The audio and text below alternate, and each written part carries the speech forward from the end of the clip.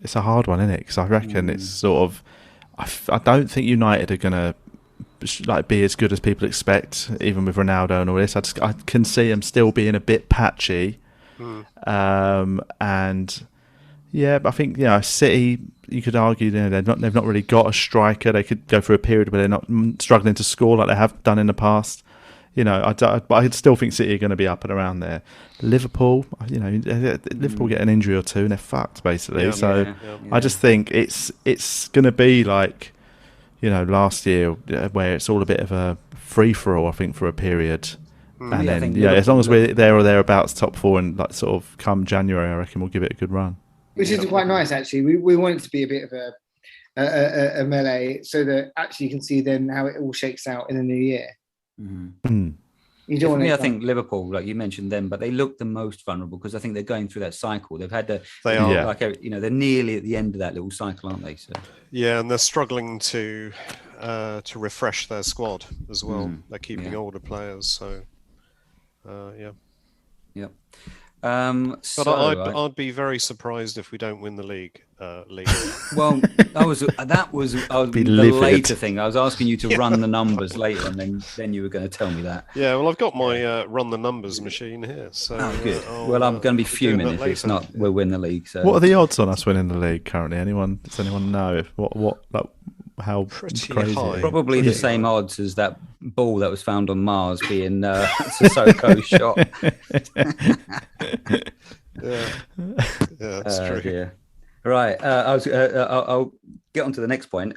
Romero, Sanchez, and Lo Celso. Yeah, what the fuck is going on there? Exactly. What is going on? So they've been jailed, they've been released. They're now probably getting, soap and a rope somewhere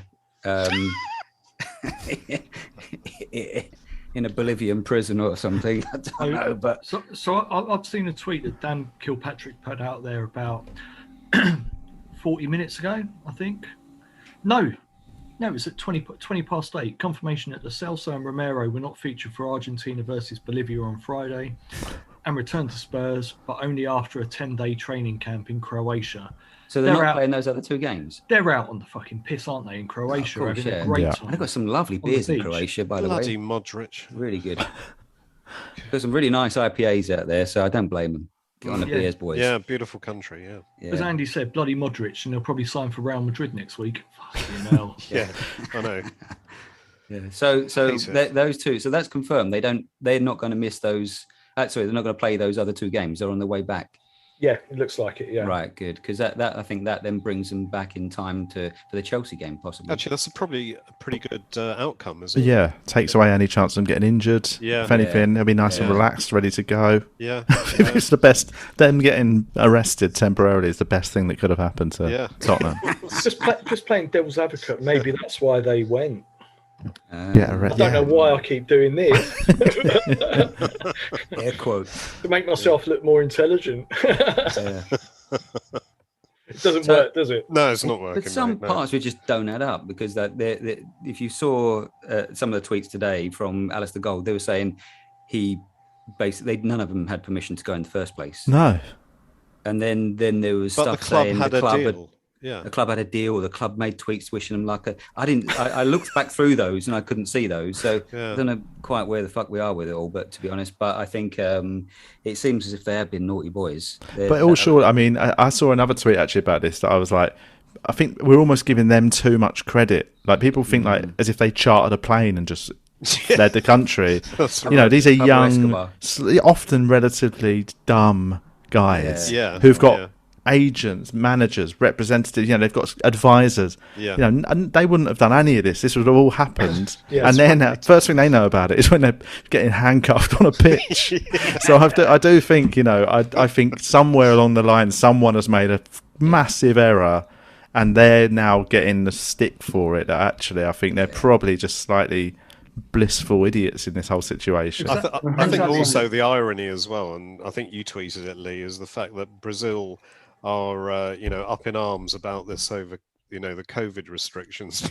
Brazil have done absolutely fuck all to control. And also, do you not think they would, if they were desperate to arrest him, do you not think they knew about it pre-match? Or it's all bollocks, it's all nonsense. It is. Yeah. It's all this Brazil-Argentinian stuff. Definitely.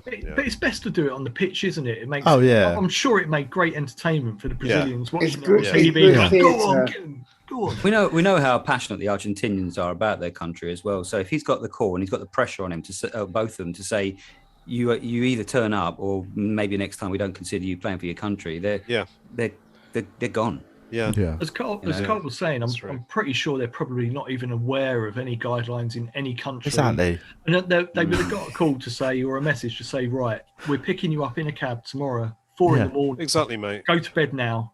Yeah. They probably don't even know where their milk comes from in the morning. Totally. They went on Sky Scanner booking the flights and checking what the entry requirements are for each country. Do I need to get my COVID pass? Let me make sure I got my PCR test. Exactly. 2 days ago. They just literally get ferried around and they've suddenly found themselves being led off a pitch. Then you've got Romero going, well, if we go at 7 in the morning, it's 150 Exactly. We get a couple of pints in that weird seafood stand.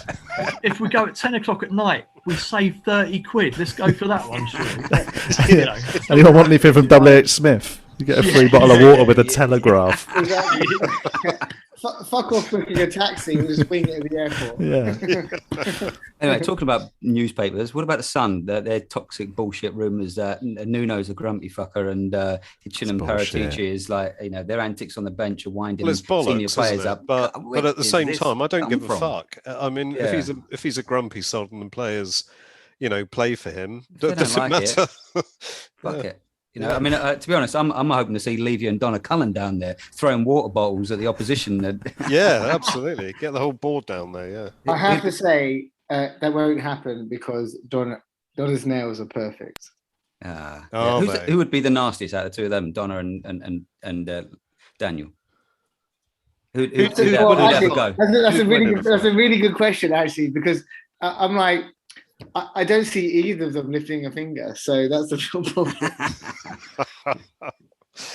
That's a real problem. As much as I'm wide on both, I've got one for Carl. And Donna terrifies me. It's like, no. Carl, who do you think would be the best and the worst stand-up comedian in the current Spurs setup? Oh God, best. I reckon Deli's quite a laugh, isn't he? He seems like a bit of a cheeky, naughty guy. He's quite dry-humoured, isn't he? I think. Yeah. I reckon Hugo would be rubbish. He's just so cool and serious. You can't. I think he's a very serious, dapper, cool guy, and I think you can't be that to be a stand-up. You've got to be an idiot, and you've got to totally be able to see yourself as a clown and I don't reckon he's the most self-deprecating guy. Yeah. He's what? Yeah. We sold all our clowns. You could have said, if we had Oreo Sissoko, they'd be the little. Oh man! I mean, Aurier would have been. He's ready made for it. Yeah. Did you hear the rumor about him potentially going to Arsenal, which I do think is bullshit? That's just a Twitter chat. Yeah. I did hear it. I did see this. Yeah. That would be. That'd be great. What? Just as a hypothetical, how would everyone feel if he went there? I'd love it. He'd be dead to me. Well, he'd obviously be dead. I mean, it's a weird one because he's Aurier. It's not Sol Campbell, is it? Because it's not. He wasn't the sort of the rock of our defence. But I always liked Aurier. I always had a soft spot for him. Yeah. Now and again, he was brilliant. Yeah, it's like we thought you would. It's like everyone just go, yeah, we thought you would. Some of those. I hope you conceded as many penalties for them as you did for us. But some of those goals he scored where he came across him and he just hit it and they were fantastic. And the crosses as well, brilliant. He didn't mean any of it, did he? It was just an accident. His whole career he's not meant a single thing. He's not even a footballer. It's just. So I don't think it'd be the same as if Harry or Son or Dele. Everyone would be like, it's just kind of commensurate with his character potentially. Yeah, we'll just boo him and shout stuff at him when they come to Tottenham. But I don't think we'll hate him as much. Serge Aurier, everyone goes fuck off. Hold on a minute, Carl. What are we going to shout at Serge Aurier that most fans haven't already shouted at? Yeah, we've been practicing for a couple of years. Yeah, exactly. To be fair, Although, actually, what I will say, sorry, and I appreciate we're going off point here. Having Danny Rose and Sissoko at the Watford game on the pitch and giving a massive clap to the fans and being really lovely and being loved was a really nice moment, because Danny Rose did not have a send-off. No, he didn't. No. And he was, and arguably are still unhappy about it. He was a legend. He was a big gun for us, and it just seemed to end, but it was horrible. Yes, agreed. I wonder if we can get Charlie Kane to manage Oria. Well, he could double his votation. Actually, I reckon Charlie Kane's done more for Enoch than the bloody Epstein did for the Beatles. I had to be honest. Like, if I could, literally, I wish I could manage my brother and mate. Anyway, doesn't matter. The point is that it was.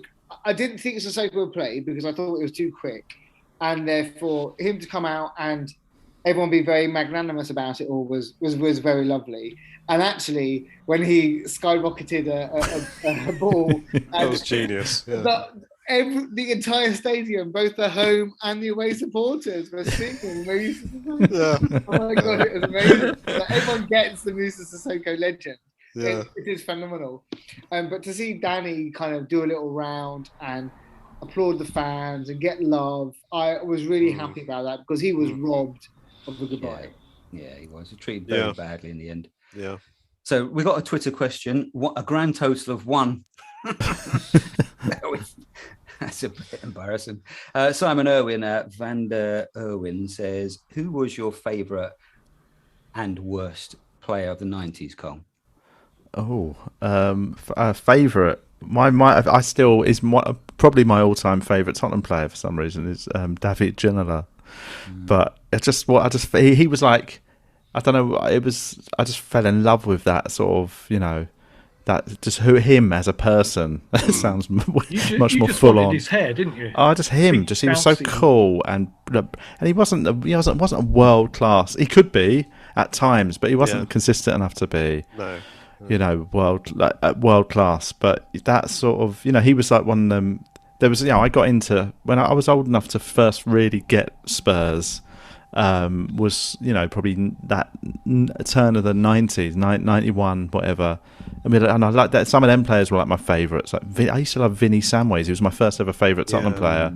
He was and then he weirdly was quite a skillful little thing, wasn't he? But then he went off and became like a sort of midfield enforcer in the Liga. Do you know what, Carl? I'll say really quickly. We had Darren Anderson on the pod a few weeks back, and I asked him who was the best player he played with at Spurs, and he actually did say Vinnie Samways. Yeah, he did. Did he really? Yeah, he did. Yeah. Unbelievable. He was a great player. Yeah, he was. Yeah. But then, that was like the sort of first team I fell in love with Paul Walsh and Paul Stewart and all that lot. Yeah. And then then you just went through the 90s and it was all a bit glum, wasn't it? And but then that late 90s, that sort of 98, 99, when Sol Campbell was coming in and Ginola was there, and suddenly we had a good team. We just weren't consistent. But that was the first team I remember being like, "Fuck, these are good, man. This is like a really good team." And I think Ginola was like the sort of the flair player of that bunch, wasn't he? So he was like my favourite. But also, I think same time probably as one of the worst ones was it Tremazzani, wasn't it? Oh God! He must be up there with one of the worst 90s players we had. So it was funny that was the problem with that late 90s team. We had people that could absolutely just totally kill a game, but it others was that just stubbed their toe in the trying to kick a ball. It's a shame because on paper, some of that was a really good team. That was. Yeah. I can't believe we had Gary Doherty play up front at one point. Well, for fuck's sake. How desperate were we for that? Amazing. Oh, dear. Amazing. So I'll finish up with predictions, I think, and we'll look at the Southampton game coming up on the weekend. Start with Andy. What's your prediction for the game? Which game? Are we playing Palace this week? Oh, sorry, Palace. Sorry, beg your pardon. Sorry, I'll give you the Southampton one if you want. Sorry, Palace. Sorry. Yeah, I think this is going to be a tough game, actually, because it always is at Selhurst. I don't know. I just get the feeling it could be a 1-1. Carl? I think Palace are shit currently.